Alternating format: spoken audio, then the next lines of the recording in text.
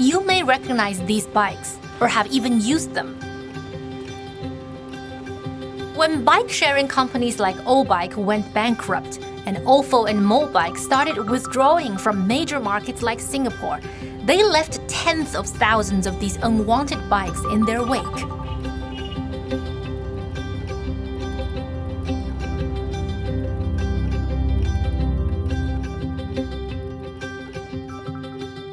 After lying in bicycle graveyards for months, they've finally found a home.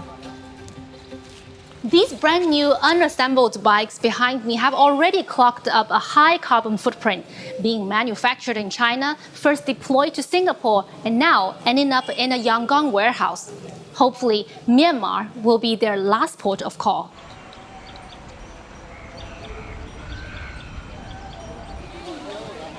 These students live within 6 kilometers of their high school in a village on the outskirts of Yangon. While it's not far, their journey to school can take 1 or 2 hours a day. Because they can't afford any form of transport and would have to walk. But thanks to the Let's Walk movement, today they have their own bicycles. The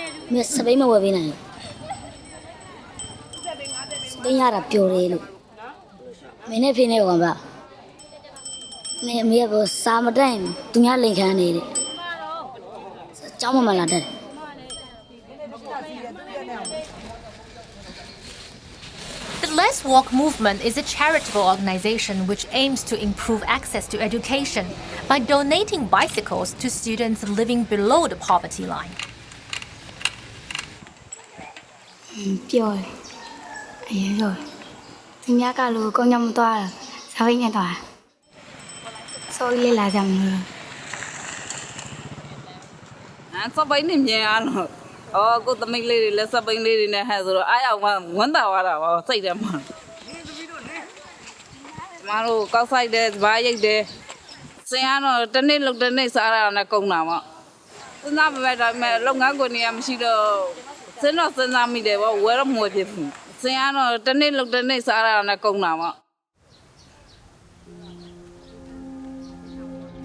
The two Jarole shit and lock on the land out and a mibao, look to put it, John Toya de Lule, Shibare.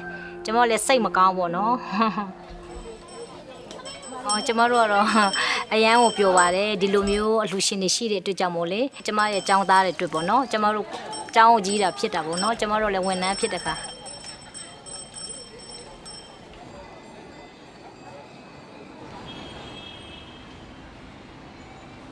The brains behind Let's Walk is this entrepreneur from Myanmar, Mike Tan Tuan Wing.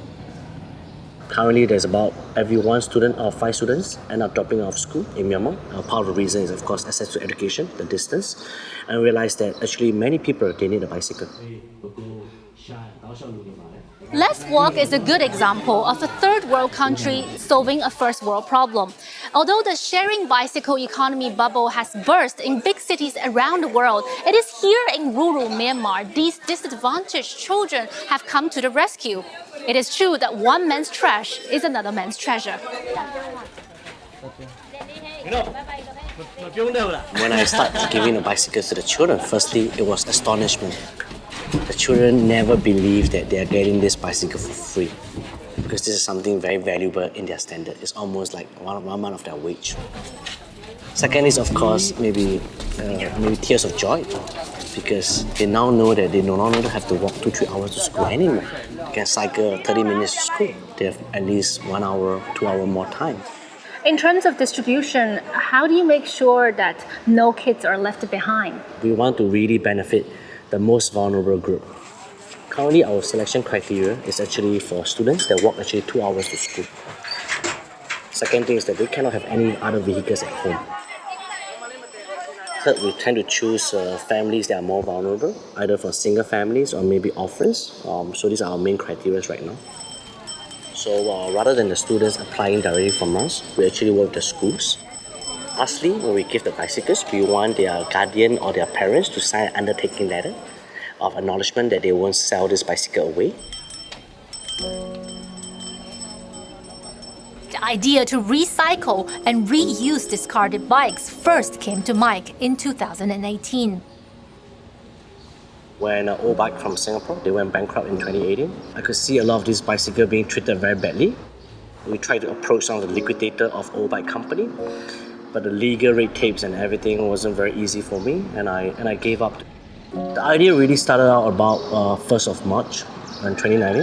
I could see that Mobike and Ofo, they were announcing gradual withdrawal from the global market, right? And when they withdraw from this global market, usually they leave a mess behind. This time, instead of trying to tackle the red tape, Mike took to social media, asking his friends and followers to help him source and donate 10,000 bicycles. He initially planned to import used bicycles. Then he found a better deal, with warehouse companies storing brand new, unused shared bikes left behind in Singapore and Malaysia.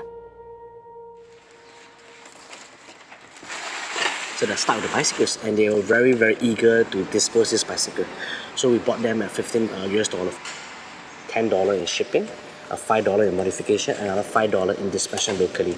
They gave us a cost of about $35 to reach the students. This news became a bit viral globally, so we were contacted by warehousing companies in Japan, China, Australia, all around the world right now. So Amsterdam have already donated some bicycles for us for free. The USA have donated some bicycles to us for free. China have donated some bicycles for us for free. So my $35, I'm able to lower to $20 per bicycles. Currently, my way of funding this is actually to get corporate sponsors. Mike believes his solution is not limited to Myanmar and hopes to inspire like-minded people in other countries to follow suit. I believe that this problem is not only faced in Myanmar. Many agricultural countries like Cambodia, even Bangladesh, many of these houses, the families, they stay next to their farm because they walk to their farm. But usually schools are a bit far from their farm, from their villages. I've received emails from all around the world. Say, hey Mike, we have the same idea, but we don't know how to do it. So currently we are sharing our experience to helping them, buy these bicycles. One is Cambodia, one is Nepal. We are also looking to help Bangladesh and some other African countries to do that. As developed countries buy more bicycles, they also have used bicycles, right? It's actually upgrading. So there's always a constant increasing supply of used bicycles right now, of very good quality. So we want to connect these developed countries to developing countries where they can donate their used bicycle to students that need them in developing countries. The supply shouldn't be an issue in the long run, and we believe that this program can sustainably run for many years to come. Mike hopes his movement will push Myanmar towards a better future. We will definitely improve the country in multiple aspects, economically, socially, politically. Because I'm a tech entrepreneur, I always thought that knowledge is the key thing. If we are able to just do simple things, reducing the dropout rate, having better access to education, just hoping that some of the students that we benefit will carry on their education. For Simon Asia, I'm Mira Lu in Myanmar.